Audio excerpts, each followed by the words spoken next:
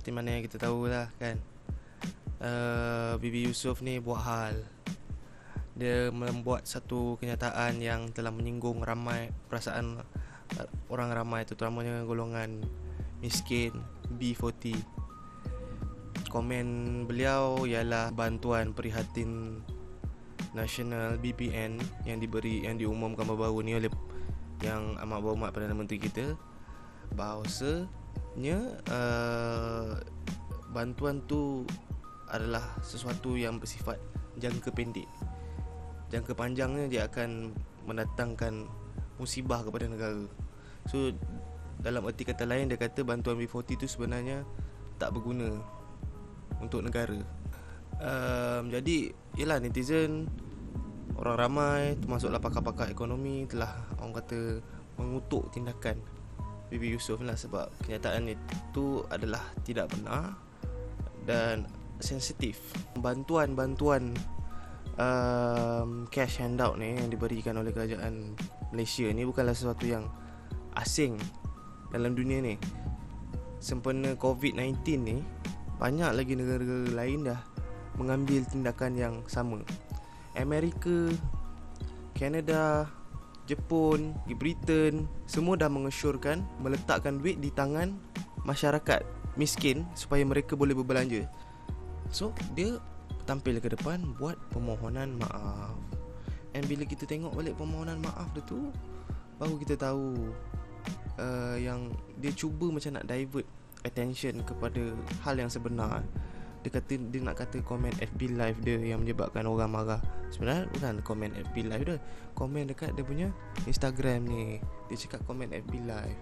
So orang macam mempersoalkan lah, kalau dah buat salah tu minta maaf je lah, betul-betul tak. Buat apa nak dorak dalik lagi. Buatkan orang ni, zaman sekarang ni zaman internet. Setiap masa kita belik internet tu, kita boleh tahu segala-galanya di hujung jari, orang cakap. Jadi untuk dia buat permohonan maaf yang tak ikhlas, lagi ugut nak saman orang lagi kan. Aku rasa orang Malaysia ni bijak. Dia orang akan menilai, dia orang akan rasa kau ni tak ikhlas. Tu je lah. Dekat Malaysia ni itulah ya, orang Malaysia ni, kalau kau ni seorang figura yang popular, yang kaya, and kau buat sesuatu yang membuatkan orang ramai marah, lepas tu kau minta maaf, kau ingat boleh settle macam tu? Tak boleh. Kat Malaysia tak boleh. Bukan cakap kat Malaysia lah, kat mana-mana, kat Amerika ke, dekat Europe ke, dekat China ke, dekat the rest of the world, kalau kau figura yang popular, kau buat kau orang marah, orang tak settle. Orang akan korek bangkai-bangkai yang kau simpan. Apa masalah-masalah kau, apa skandal-skandal kau, orang akan korek. Dan kat Malaysia ni, itulah macam aku cakap tadi, segala-galanya kat ujung jari, segala-galanya ada kat internet. Lagi-lagi kau seorang yang popular, lagi sepa-sepa kau punya information business kau, information personal kau, business kau untung rugi ke, semua orang boleh tahu. Orang boleh check kat SSM, tahu. So itulah yang orang Malaysia buat. Dia orang korek bangkai-bangkai hidup Bibi Yusof ni. Menurut kenyataan SSM yang dikongsikan oleh Alif Ahmad 3, Fashion Valet Sendirian Berhad, income statement, keuntungan pendapatan dia 60 juta. Dia punya keuntungan rugi sebelum cukai 20 juta. Lepas tu keuntungan rugi after cukai 20 juta. Rugi 20 juta. Kat sini dia rugi 20 juta after cukai, before cukai. You see, kalau kau tu dah rugi puluh-puluh juta, kau, kerajaan pun tak nak kutip kau punya cukai. Nak kutip apa? Untung tak ada. Rugi 20 juta bye. Lepas tu netizen Nakiuddin Razak cerita lagi pasal Bibi Yusof ni. Dekat Facebook posting dia yang dapat lebih kurang 7,000 orang kongsikan dekat Facebook. Dia kata Bibi Yusof ni dulu MyEG ni bagi dia modal 10 juta yang membolehkan Bibi Yusof ni nak penetrate domestic market dengan lebih luas. MyEG ni pula milik kerajaan. Obviously, apa duit kerajaan tu adalah datangnya daripada cukai rakyat, cukai orang ramai. Termasuklah B40 yang kena bayar GST contohnya kan. Dapat bantuan daripada MyEG yang merupakan government link company. Tak silap aku under Kementerian Dalam Negeri. Bagi lebih kurang peruntukan lebih kurang 1 juta kepada Fashion Valet ni. Lepas tu dapat lagi dana daripada khazanah nasional, syarikat kerajaan. Kalau kau ni dah dapat backing daripada khazanah, company kau ni dah dapat orang kata backup daripada khazanah beli saham daripada company kau ni makin kukuh lah kedudukannya kat sini lah.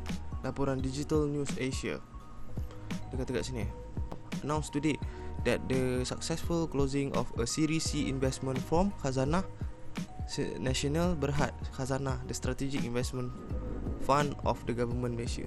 So dekat sini dapat lagi dana daripada khazanah yang membolehkan VV explore international market dengan lebih yakin. Yalah, kau dapat khazanah ni sovereign investment fund milik kerajaan. Kerja dia mencari pelaburan, buat pelaburan kepada bisnes-bisnes yang untung. Contohnya Alibaba, beli saham Alibaba. Lepas tu bila Alibaba untung, bayar dividen dekat khazanah.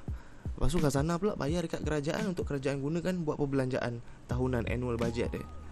So dapat bantuan daripada kerajaan juga. Kerajaan yang tunjang dia masyarakat B40 M40 yang VV Yusof ni duk kata tak guna bagi bantuan sebab jangka panjang akan mendatangkan musibah pada negara secara keseluruhannya.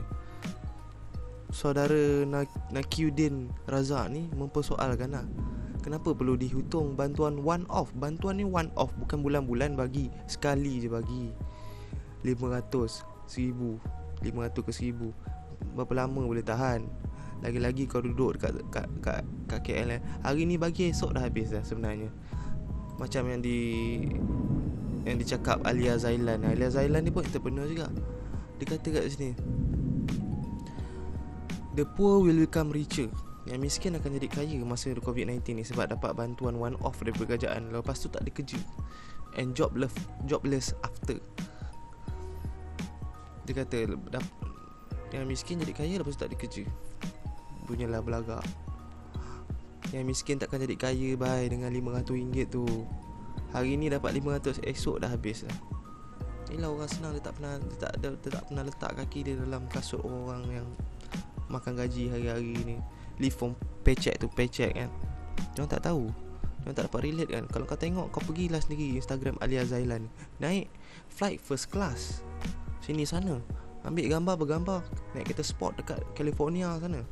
Kerajaan belum umum masa dia keluarkan komen ni yang tak bijak ni. Kerajaan belum umum lagi bantuan untuk businesses. Dia umumkan bantuan pada rakyat teramai sebab rakyat yang teramai ni paling memerlukan sekali. Kita faham bisnes ada problem sekarang ni, tapi rakyat teramai paling memerlukan. Bukannya kita nak biarkan orang kaya tak ada bantuan untuk businesses diorang. Kita faham risiko diorang besar. Sabarlah, janganlah terus orang kata nak keluar komen-komen yang jelek macam ni kan. Macam hina sangat lah B40 ni. Diorang ni menjadi kaya, T20 ni jadi kaya, bisnes-bisnes diorang ni maju, untung. Sebab apa? Sebab B40, golongan B40, M40 yang berbelanja. Diorang dapat gaji, diorang beli semacam VV Yusof punya produk. Diorang yang meminati VV Yusof ni. Kau tengoklah viewer dekat YouTube dia berjuta, dekat Instagram dia berjuta, penyokong dia ramai. So diorang ni bukannya orang T20, diorang orang B40, M40. Diorang ni support VV Yusof ni, beli dia punya tudung, beli dia punya stapler, dark stapler RM80 dia tu. So diorang yang menjadikan VV Yusof ni kaya. Di samping bapak dia memang kaya lah. Tu bapak dia tu, tu satu cerita lain lah. Bapak dia tu antara penyebab jugalah yang dia ni jadi kaya. Connection dia. Tu satu cerita untuk kita kupas. Ni segmen kali ni kita kupas netizen punya tindak balas terhadap VV Yusof ni. So dekat sini dia kata orang kaya jadi kaya sebab kita orang miskin ni yang berbelanja, membeli barang dia orang. Jadi janganlah bila time susah macam ni, bila orang B40, M40 ni kena buang kerja, tak ada duit nak berbelanja, kerajaan nak kena, orang kata, bantu dia orang, kau nak mempersoalkan. Janganlah macam tu kan. So balik pada Nakiuddin ni, dia kata Selama ni orang kaya macam BB ni sentiasa ada jalan penyelesaian buat orang miskin. Bila ekonomi menguncup, berilah inspirasi dan strategi-strategi si kaya yang brilian tu. Kau dah miss time-time yang time-time mencabar macam ni, time ni lah kau nak menggunakan kau punya ilmu-ilmu bisnes entrepreneur kau ni untuk bantu masyarakat, bukannya kau mempersoalkan kan. Betul lah dia cakap tu. Sebab itu dia kata kadang-kala ni syukur ni susah sebab kita buta daripada melihat nikmat yang melimpah. Mind blown. Walaupun aku ni bukan orang senang, tapi aku bersyukurlah dengan apa aku ada. Tapi lah, bila kita cakap kita bersyukur ni, time tu lah Tuhan menguji kan. So tak nak cakap panjang lah. Yang penting aku nak cakap aku bersyukur lah. Share lagi dekat Twitter, Roy channel nama dia. Facebook aku rasa dia dah delete dah posting dia pun. Dia tak nak kecoh-kecoh sangat. Ada je, maybe mamat ni just tak nak panjangkan cerita lah. Dia kata Fashion Valley ni nak buat IPO. Dia nak saham tu nak pergi public, so orang ramai boleh beli saham dia. Lagi untung lah. Dia punya net worth views ni akan naik melonjak lah. Dia complicated sikit, tapi senang cerita bila bawa kat IPO memang akan jadi, memang hebat lah. Bukan senang nak pergi kat IPO ni. Banyak dia punya regulation dia punya requirement dia yang kau nak kena ni, yang kau nak kena capai. And apa yang bagusnya, bila kau pergi IPO ni, financial kau lagi public lah, semua orang boleh tengok lah. So Abudi Alsagoff ni, aku tak silap aku, dia ni gamer kata aku. Dia ni dia buka cerita lah pasal Bibi Yusof, pasal SSM Fashion Valley ni. Tahun 2019 Fashion Valley ni rugi 10 juta. After tax lagi banyak daripada before tax. Agaknya after tax dia government bagi lagi. Sebelum cukai 10 juta 696, lepas cukai 10 juta 706. Lagi banyak lepas cukai. Tak pernah dibuat orang. Syarikat kau ni dah lah di support oleh Khazanah. Ni Pulau 3 Venture ni Khazanah punya. Lepas tu PNB, Inspire Ethical Fund, Pemodalan Nasional Berhad, beli lagi. Ada share juga dalam tu, backup dia punya Fashion Valley tu. Tak tahu lah berapa dia bayar dekat Fifi Yusof ni untuk saham ni kan. Tapi lebih yakin lah. And Pemodalan Nasional Berhad, Khazanah Nasional ini semua milik kerajaan. Bila orang kata milik kerajaan, milik rakyat. Yang kau hina rakyat. Buat apa? Sekarang orang dah korek lah 10 juta. Ini tahun 2019 Fashion Valley auditor Yap Go Associate. Ni ada yang terbaru. Mana? Yang terbaru tahun 2020, 31 bulan 3 2020. Ini paling latest sama buka ni. Rugi 20 juta 20 juta yang dikongsi oleh Alif Ahmad ni. Macam mana duit rakyat tu yang support tu, macam mana tak ada return apa-apa. Burn macam tu je. Kalau katakan company ni bankrupt, burn macam tu je. And aku percaya kalau company dia nak bankrupt, aku percaya fund daripada Khazanah Nasional apa semua tu akan digunakan untuk bail out dia punya failing business. Percaya cakap aku. Itu kita kena tunggu. Tengok, perhatikan dia ni. Rugi 20 juta. And duit Khazanah, duit PNB ada dalam tu, dalam bentuk share. Kalau rugi habis lah. Maybe tak adalah serugi kalau macam saham kat Alibaba tu kan. Tapi still duit juga, berjuta juga kan. 20 juta ni rugi. Pelaburan yang merugikan Khazanah, Pemodalan Nasional Berhad. Macam mana dia orang boleh invest kat company sepoi ni? Macam mana? Mesti ada something. Apa nanti kita siasat lagi. Maybe next episode. Tak settle lagi.